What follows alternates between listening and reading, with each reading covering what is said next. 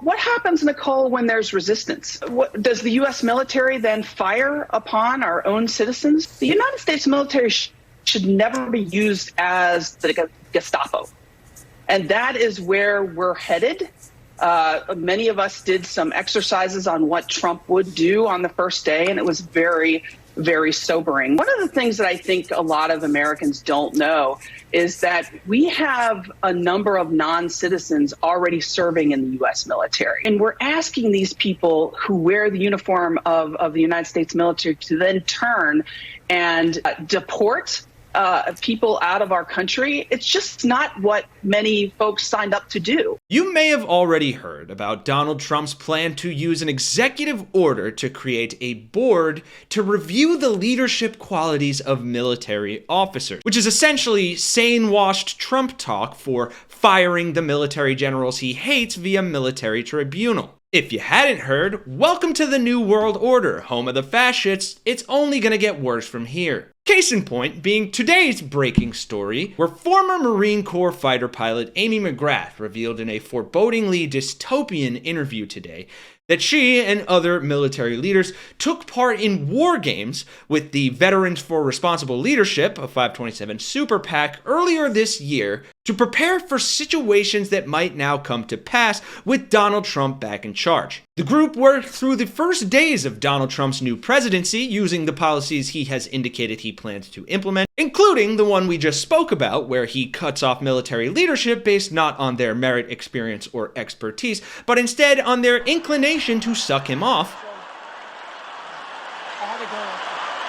But as if that wasn't bad enough, McGrath gave a sobering account while speaking to MSNBC's Nicole Wallace when specifically addressing the difficult questions the military would be presented with upon being tasked with Trump's other plan for the military, namely using them as his personal task force to round up and deport immigrants. Take a listen. Amy, let me show you what the man in charge of this project, the borders are, Tom Homan, said on Fox earlier. So I've been asked 1,000 times, how many people can you remove the first year?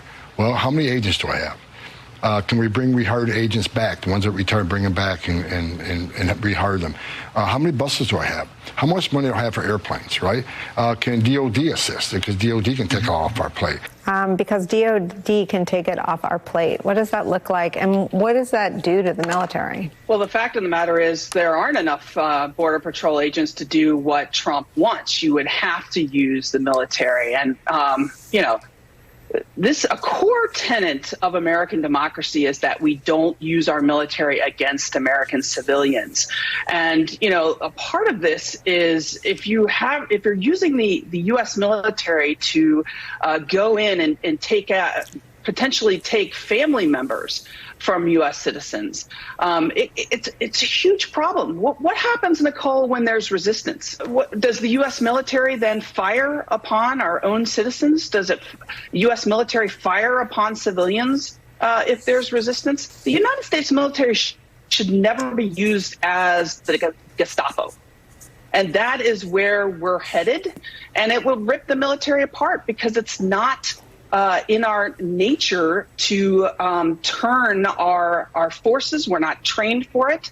Our guns should not be turned onto American citizens and those people living here. Yeah, that is obviously a terrifying and treasonous prospect that even top military brass are being forced to grapple and reconcile with now. And while skepticism due to Trump's own competence is certainly warranted here, I don't think we need to view this as too hyperbolic, especially when earlier today the former court-martialing military official story was back in the news. Because guess what? The Trump transition team is reportedly already crafting a list of current and former military brass involved with the withdrawal from Afghanistan with the proposal that they be charged with treason. It's not even comical, it's just dystopianly ironic. The plan claims that retired military officials would be recalled and forced back into active duty where they could be court-martialed. How utterly sinister can you be? But don't worry, because it gets worse.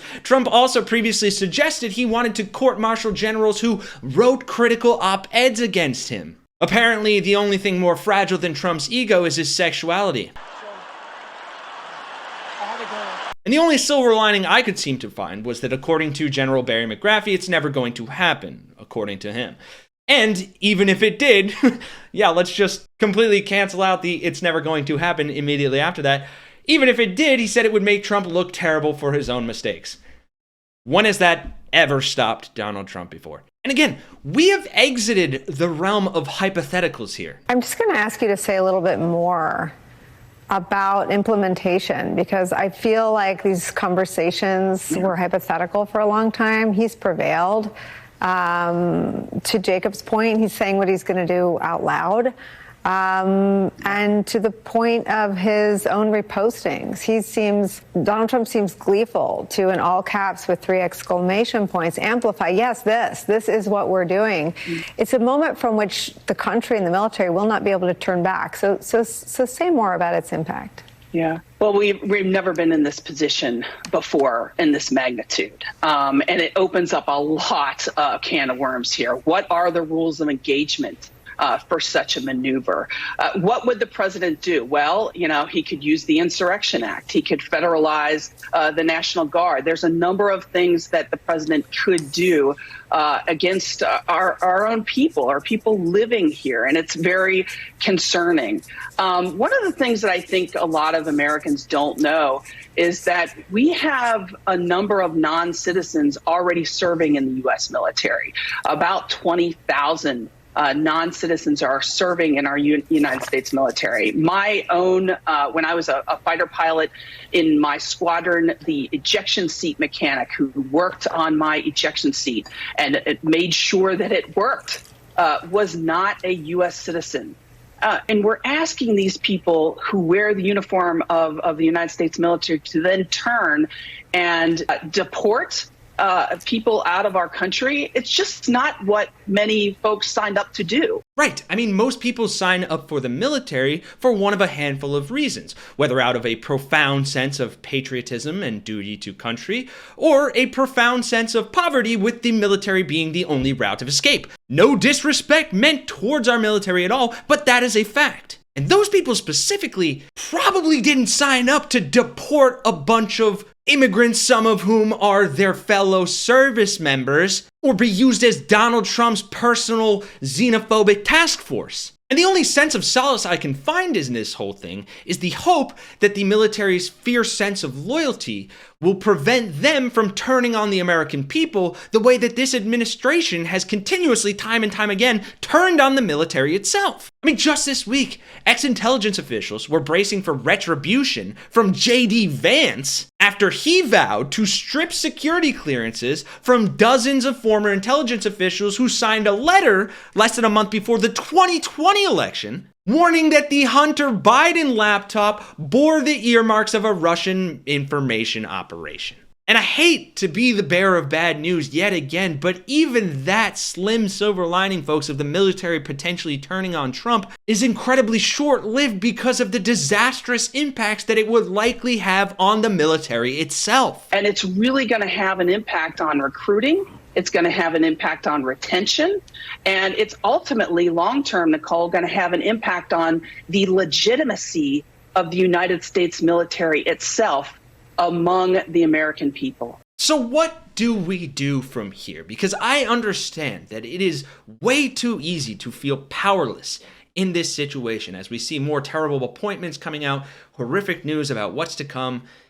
But we are not powerless, and I will remind you that. Things that we can do include organizing. And I know that sounds bigger and scarier and also less effective, but donating to something like the ACLU is a huge opportunity we have, and focusing on our communities. But the ACLU specifically has the power and the resources and will be fighting it back against all of these executive orders, all of the actions of the beginning of the Trump presidency, and the legality of the measures, specifically with the deportation aspect, coming down the pipe. And the other things we can do are support independent media. There are a lot of great channels out there, hopefully ours included, that are forming the basis of this online resistance against far-right Republican fascism. And while the mainstream media are beholden to corporate interests and frankly are probably the first ones who will be feeling the wrath of Trump's retribution, I think that independent media has a somewhat decent layer